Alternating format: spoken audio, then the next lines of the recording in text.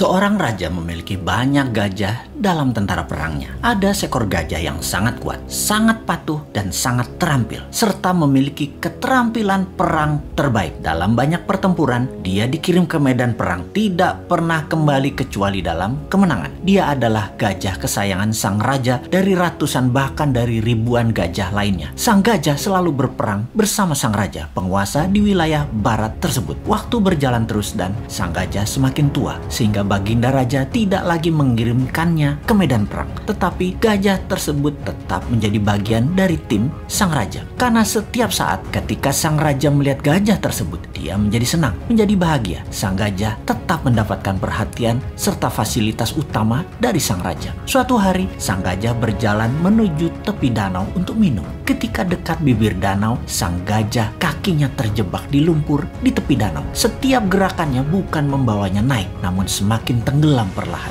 Dia terus berusaha, namun dia tetap tidak bisa mengangkat kakinya dari lumpur. Beberapa orang melihat usaha sang gajah dan tahu bahwa gajah tersebut dalam masalah besar dari nada suara teriakan belalainya. Dan berita ini pun tersebar cepat sampai akhirnya ke telinga sang raja. Semua orang panik karena tahu gajah ini kesayangan raja. Raja pun bergegas ke lokasi. Melihat gajah tadi terus tenggelam perlahan tanpa daya, sang raja memerintahkan semua orang di sekitar membantu mengangkat gajah tersebut. Mereka menggunakan berbagai cara untuk mengangkat gajah tersebut, namun tetap tidak bisa terangkat.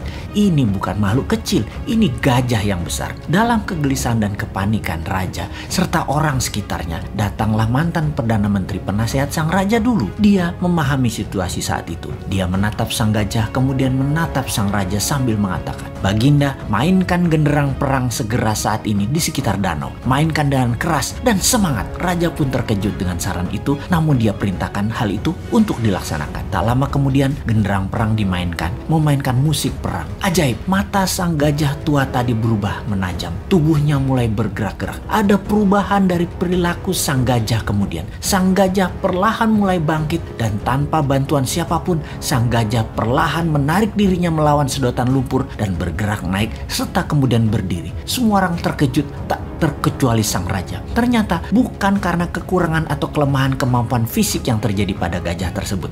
Yang dibutuhkan hanya suntikan semangat dari dalam. Dan ketika hal itu didapati, semuanya terselesaikan masalah apapun yang dihadapi. Untuk mempertahankan semangat dalam diri, sangatlah perlu sahabat semua mempertahankan tujuan hidup ke depannya di dalam pikiran bawah sadar kita. Dan jangan pernah ada rasa kalah atau menyerah dalam diri kita. Sahabat, mengapa saya menceritakan hal ini? Di saat pandemi saat ini, di waktu yang berat seperti saat ini, di saat ketidakpastian menghadang di depan, kita semua harus terus menyuntikkan semangat di dalam diri serta orang-orang di sekeliling kita. Pastikan kita semua punya visi dan misi yang jelas, purpose of life, dan semangat yang besar tadi. Pastikan ada genderang perang selalu menyala dalam diri Anda. Kita harus terus bersemangat untuk selalu sehat, makan makanan yang bergizi, selalu bersama orang yang membawa diri kita ke atas, penuh cinta dan penuh tawa. Pastikan kita berhenti menyalahkan keadaan seperti ini. Juga pastikan masalah yang terjadi saat ini yang memperlakukan kita negatif seperti saat ini tidak perlu ditakuti. Banyak hal indah dan besar terjadi di sekeliling kita. Ada solusi atas apapun masalah yang terjadi saat ini. New Mind salah satu solusinya. Dan